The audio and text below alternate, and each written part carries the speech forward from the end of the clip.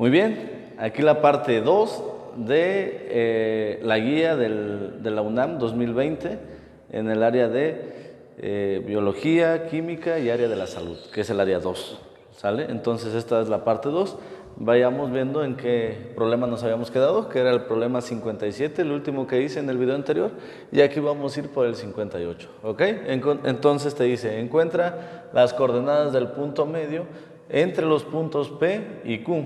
Entonces para ello hay que recordar, ¿sí? El punto medio debe ser igual, y entonces recordamos x1 más x2 sobre 2, y1 más y2 sobre 2.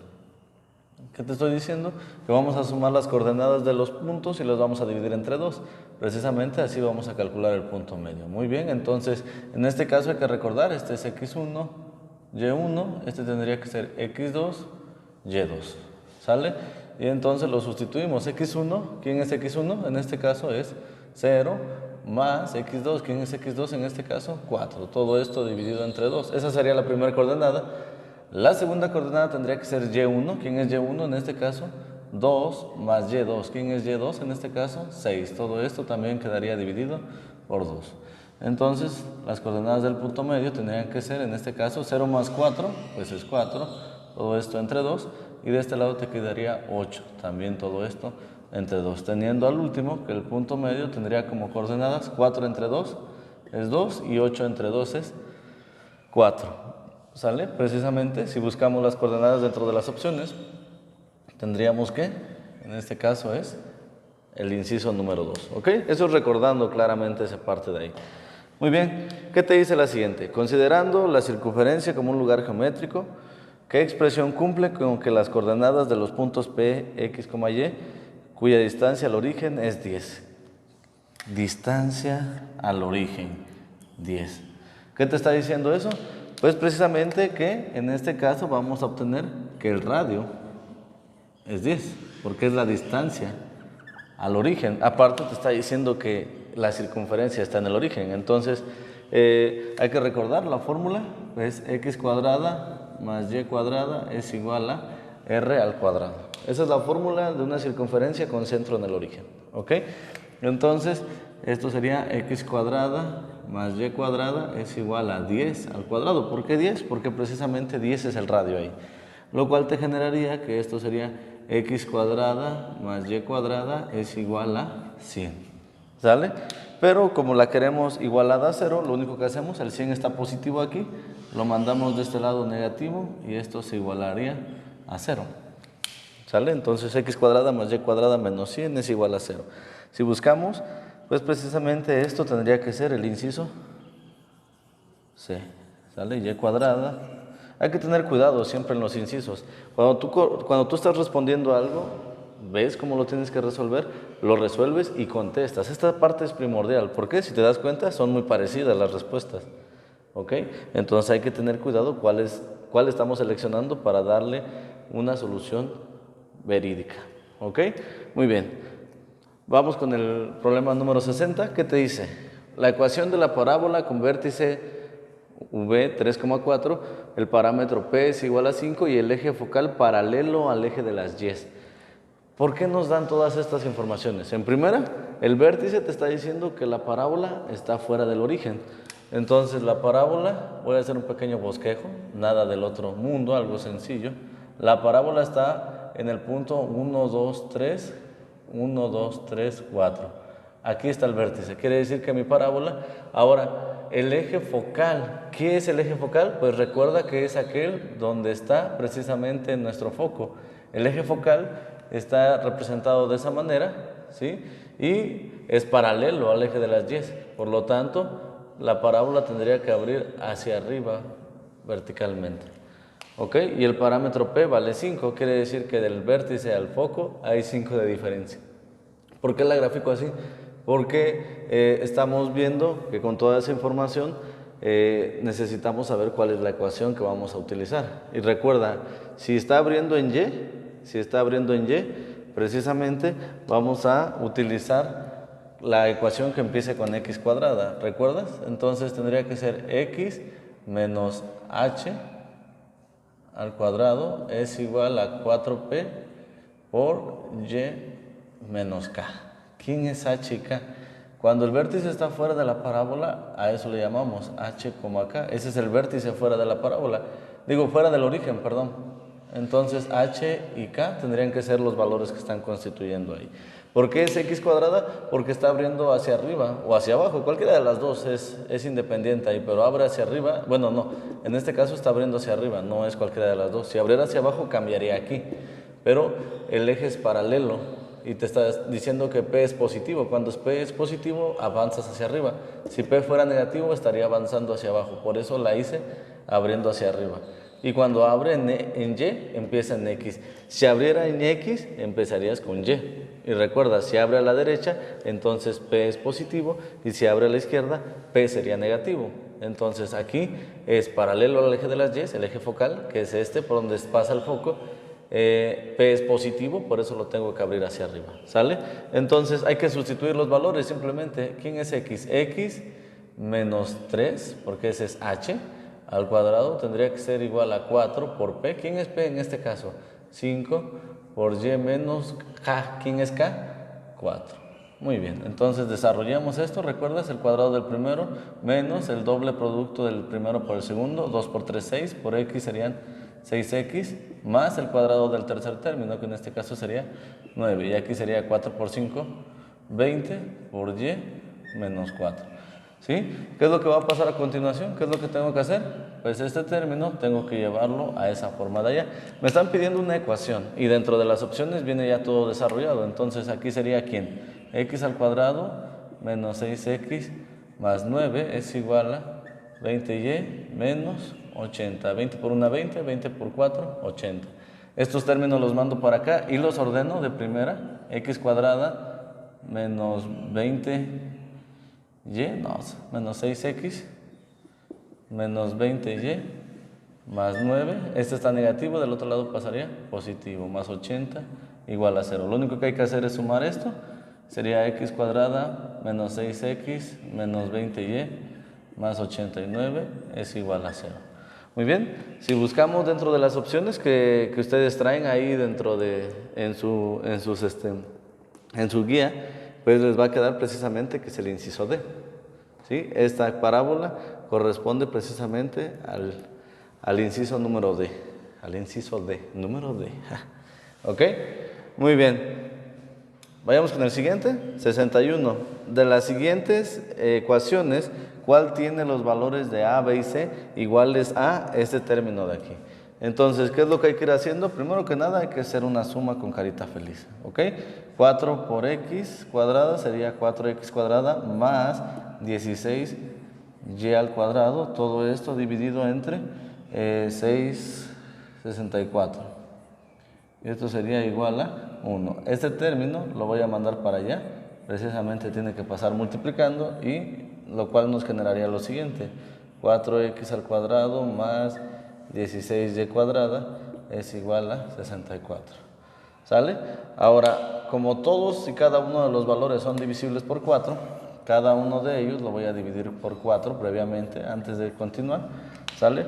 Lo cual aquí simplificaría y te quedaría precisamente x al cuadrado más 4y al cuadrado es igual a 16. ¿Ok? Y como necesitamos las ecuaciones, lo pasamos de este lado y te quedaría x cuadrada más 4y cuadrada menos 16 es igual a 0. ¿Ok? Entonces, en esta, de las opciones que también vienen ahí, ya no las puse, ya no me daba espacio, son precisamente la D también. A ver, hay que comprobarlo. Entonces, tenemos que la 61, ok, la 61 es x cuadrada más 4y menos 16. No, este es el inciso C. Ok, ahí menciona x cuadrada más 4x es igual a menos 16, es el inciso D. Y de arriba es x cuadrada menos 6x menos 20 más 89 es igual a C. Muy bien, en esa sí da, pero en esta era el inciso C, que aparece ahí. ¿Sale? Muy bien, entonces de la siguiente, determina las coordenadas de los focos de la hipérbola. ¿Ok? Entonces hay que tener cuidado, las hipérbolas ya manejan, ¿cuáles van a ser los del foco? En este caso, el signo negativo, en este caso el signo negativo, está con Y, ¿ok? Entonces, cuando está el signo negativo con Y, esta es una hipérbola horizontal, es decir, se desplaza o se da a lo largo del eje de las X, ¿sale? Entonces, hay que recordar cuál es la forma. La forma de esta tendría que ser X menos K, todo esto al cuadrado sobre A cuadrada menos Y menos K al cuadrado, todo esto entre B al cuadrado, y esto sería igual precisamente a 1, ¿ok? Entonces, al ser una parábola horizontal, los focos precisamente se van a estar desplazando alrededor de X, y precisamente el foco número 1 tendría que estar en el valor de K, que en este caso aquí es H, ¿sale? Que sería K más C, H, y el foco 2 tendríamos que nosotros tenerlo como K menos C, H. Es decir, solamente C es la distancia del centro al foco, ¿sí? Del centro. Entonces aquí ahorita vamos a sacar el centro, K y H son el centro. Entonces lo desplazas hacia la derecha y lo desplazas a la izquierda. Por eso estoy caminando o moviendo la primera coordenada, que es la coordenada de las X. Si el signo negativo estuviera con X, entonces sería una hipérbola vertical, y C ya no se movería en K, sino se movería en H, porque ahora se movería de arriba hacia abajo, ¿ok? Entonces, ¿por qué positivo? Porque lo voy a desplazar a la derecha. ¿Por qué negativo? Porque lo voy a desplazar a la izquierda, ¿ok? Entonces, en este caso hay que recordar que ¿cómo calculo a C? Pues los parámetros están dictaminados de esta manera. C cuadrada más A cuadrada es igual a B al cuadrado, ¿ok? Esto es la forma en la que están llevándose a cabo, en la que están relacionados los parámetros A, B y C. A es el que está debajo de aquí, B es el que está de allá, y entonces en este caso lo que podríamos adjudicar es que esto sería igual a ¿quién? A al cuadrado, y esto sería igual a ¿quién? A B al cuadrado, ¿ok? ¿Y quién es H y K? Pues de aquí los podemos obtener. H y K son precisamente los valores que están ahí. Entonces, en este caso, H es 4 y K es menos 1. Este sería el centro, perdón, este sería el centro de la circunferencia, otra vez, 4 y menos 1. Son las cosas que voy a utilizar, ¿ok? Entonces, primero que nada hay que calcular el parámetro C, ¿sale? Lo voy a hacer aquí arriba. ¿Y qué nos está diciendo? C cuadrada es igual a ¿quién? A A cuadrada. ¿Quién es A cuadrada? 16 más B al cuadrado. ¿Quién es B al cuadrado según esto? 9. ¿Sale? Entonces esto sería igual a 25, y entonces C sería igual a la raíz cuadrada de 25, lo cual nos da que es 5. Es decir, el parámetro C es equivalente a 5, ¿ok? Entonces vamos a buscar el foco número 1, el foco 1 en este caso tendría que ser ¿quién? ¿Quién es lo que estoy diciendo? Es K. ¿Quién es K en este caso? 4 más 5, menos 1, porque ese es el valor de acá. Y en este caso F' o F2, que sería el foco número 2, tendría que ser 4 menos 5 menos 1, ¿sale? Y entonces el foco tendría como coordenadas 9, menos 1, y el otro foco tendría como coordenadas menos 1, menos 1, ¿ok? Que es precisamente lo que nos están pidiendo. En las opciones vienen al revés, es decir, primero presentan al foco menos 1, menos 1, y después al 9, menos 1, que precisamente sería el inciso número D. ¿Qué te estoy diciendo? Que simplemente lo que hacen es poner esto al revés, ¿no? El foco es menos 1, menos 1, y el otro foco lo están poniendo como 9, menos 1. Dale, eso es independiente. Son los dos focos, ¿ok? Entonces no importa, bueno, importa el orden en cuestión de cuando lo estás escribiendo, ya en la parte de aquí, ¿ok? Así como los calculé, yo primero los sumé, ellos primero los restan, pero precisamente es el inciso número D. De las 62 es el inciso D, ¿ok? Entonces recuerda, hay que tener en cuenta quién es el parámetro A, quién es B y quién es C. Por eso calculé C en este caso, porque C es la distancia que va del centro de la hipérbola a el foco, Entonces, por eso se lo tienes que agregar a la primera coordenada del centro, y a la primera coordenada del centro se lo tienes que restar para moverlo, porque las parábolas manejan las hipérbolas manejan dos focos. ¿Ok? Muy bien, espero te haya ayudado. El 63 dice, si la ecuación, hay que tener muy preciso esto, porque aquí hay un término importante, ¿sale? BXY. Recuerda, cuando BXY aparecen, esta es una ecuación general de una cónica, ¿ok? Y cuando BXY aparece en uno de esta forma, simplemente hay que buscar el discriminante. El discriminante es B al cuadrado, ya se borra un poquito aquí, es B cuadrada menos 4AC. Y te está diciendo en este caso que es positivo. ¿Ok? Entonces, hay una lista de las tres maneras en las que los puedes encontrar, y precisamente si b cuadrada menos 4ac es igual a 0, recuerda que esto sería una parábola. ¿Ok? Parábola. Si b cuadrada menos 4ac es menor a 0, entonces sería una elipse. Y si b cuadrada menos 4ac es mayor a 0, es decir, positivo, lo que nos interesa, entonces esto es una hipérbola. ¿Sale? Por lo tanto, dentro de la pregunta que nos están dando aquí, ¿cuál sería el inciso correcto? Pues sería el de la letra D. ¿Ok? Muy bien, ya casi terminamos la guía. ¿Qué tal te está pareciendo? ¿Difícil? ¿Complicado? Vayamos con los siguientes problemas. Parte final de esta guía de la UNAM 2020, y vamos a continuar precisamente con el problema número 64. ¿Ok? Dice, determina el límite de esta función si conocemos el límite de cada una de las funciones que ahí están integradas. Ahora, hay una especial cosa en el límite cumple con ser lineal, cumple la propiedad de la linealidad.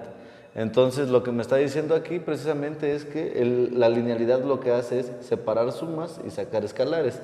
Entonces, en este caso lo que voy a hacer, o lo que estoy diciendo, es que el límite, cuando x tiende al valor de a, de la diferencia de la función f de x con la función g de x, tiene que ser igual a, por separado ya, el límite de cuando x tiende a de la función evaluada en x menos el límite cuando x tiende al valor de a de la función g evaluada en x. ¿Sale? De esto ya conocemos su valor, esto es k, menos, y de eso también ya conocemos el valor, que en este caso es menos k. Menos por menos nos daría más, entonces nos quedaría k más k, lo cual es igual a 2 veces k, que es precisamente el inciso C, otra vez con el número. Muy bien, f de x. Dice, si f de x es esto, determina la derivada cuarta con respecto a la función a la variable x. Entonces tendríamos que si f de x es igual a e a la u, voy a utilizar que su derivada tendría que ser e a la u por la derivada de u. ¿Ok? Entonces calculo, primera derivada de esto, de x, tendría que ser e a la 3 medios más x por la derivada de 3 medios más x. ¿Ok?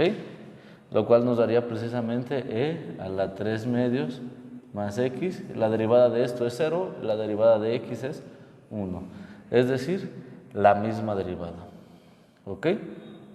Entonces, la segunda derivada de x tendría que ser igual a ¿quién? A eso mismo, e a la 3 medios de más x por la derivada de 3 medios más x, lo cual te da precisamente lo anterior, que ya rescatado tendría que ser por 1, porque eso es la derivada, ¿sí? La derivada tercera de esto tendría que ser e a la 3 medios más x por la derivada de esto, y la derivada de esto otra vez vuelve a ser 1. Y finalmente, la derivada cuarta, ¿sí? Tendría que ser e a la 3 medios más x, porque ese es el valor de u, ¿sí se entiende? Por la derivada, que en este caso la derivada de esto es 0 y la derivada de esto es 1. ¿Sale? Por lo tanto, la derivada cuarta nos quedaría como e a la 3 medios más x. ¿Sí? Que precisamente dentro de los incisos que ustedes tienen ahí, pues es el inciso B. ¿Ok? ¿Sale? Más o menos, un poquito de cálculo, ya se va poniendo buena la cosa, claro está.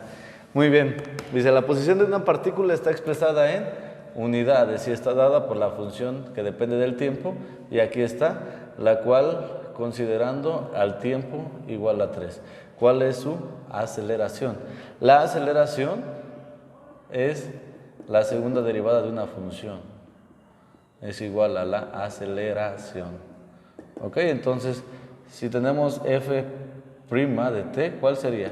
¿Sí? La primera derivada, recuerda, es 3, pasa multiplicando y al exponente le restas 1, que en este caso sería 3t al cuadrado menos la derivada de una variable lineal, siempre va a ser 1, más la derivada de esto, que es 0, ya no la pongo. ¿Ok?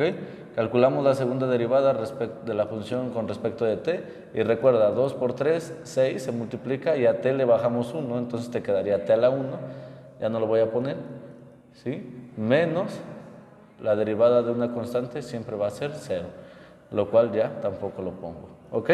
Entonces ya tenemos quién es precisamente la segunda derivada, ya tenemos quién es la aceleración.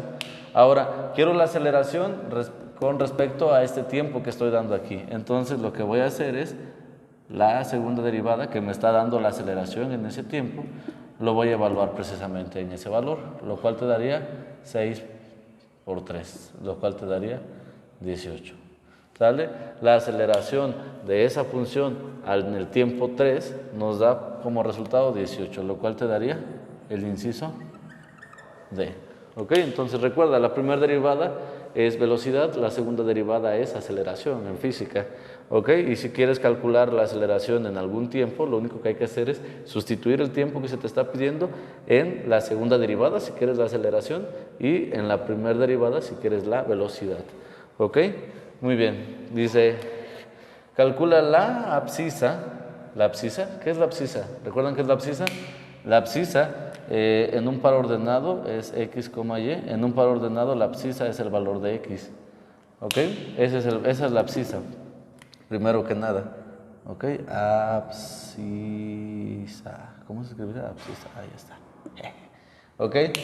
Y nos dice del punto de inflexión. El punto de inflexión en una función es aquel que hace precisamente cuando la función cambia de cóncava a convexa o de convexa a cóncava. Es decir, donde como si pudiéramos separarlas estas y entonces moverlas. Ese es el punto de inflexión, es el punto en el que cambian. Ahora, para calcular el punto de inflexión, en este caso lo que voy a utilizar es la segunda derivada. ¿Ok? ¿Sale? Usamos la segunda derivada. ¿Cómo calculo los puntos de inflexión? Primero hay que calcular la segunda derivada. La primera derivada de esto, ¿quién sería? ¿Recuerdas? El 3 lo pasas y a este le restas 1, lo cual te quedaría 3x al cuadrado menos 2 por 6 nos daría en este caso 12x y la derivada del 3 es 0, por eso ya no la ponemos. Muy bien, entonces quiero la segunda derivada de esto.